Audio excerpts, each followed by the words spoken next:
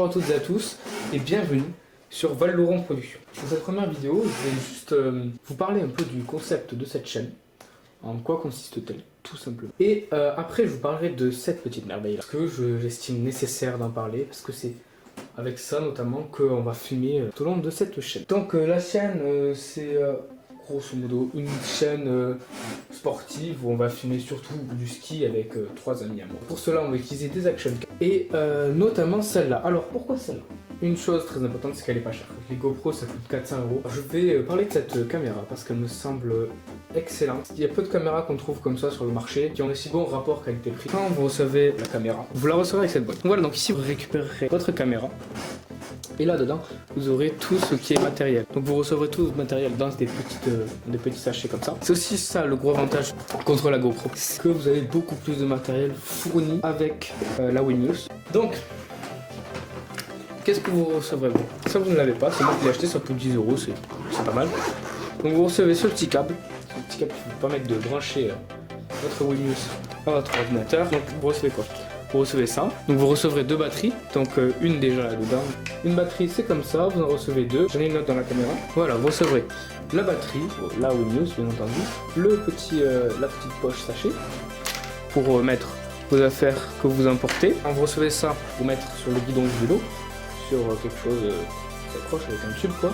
Ceci, alors c'est une sorte de rallonge. Voilà, que vous pouvez mettre comme vous voulez. Vous avez également quelques rallonges comme ça, voilà. Une ici, j'en ai 2 là qui sont plus petites, voilà, 2 comme ça. Vous recevez ça, donc ça se met avec ça. Hop, vous le mettez comme ça. Hop, voilà, vous avez le petit truc. Et alors, ça ne se met pas avec le boîtier, mais on verra plus tard le truc arrière de rechange. Ou alors un truc si vous voulez coller par exemple une éponge dessus. L'éponge et tout ça n'est pas fourni, mais c'est pas non plus fourni avec les GoPro.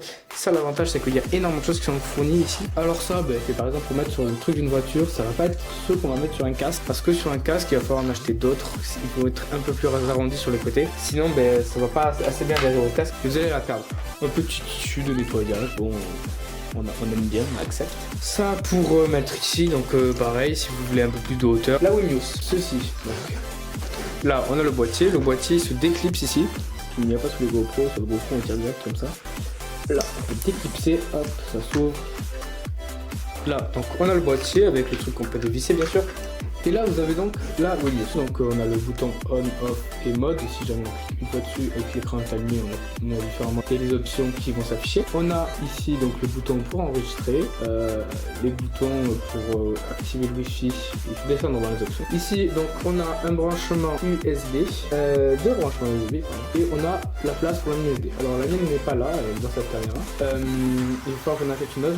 J'achèterai une 32 Go. Je vous la conseille aussi. Enfin, je vous conseille aussi d'acheter une 32 Go. Comme ça, vous avez beaucoup de place et vous pouvez tenir, je crois, 80 minutes avec une 32 Go. La SD n'est pas fournie avec, mais bon, c'est pas très grave. Donc, globalement, cette caméra, en termes d'image, elle est excellente. Vraiment, je la trouve excellente.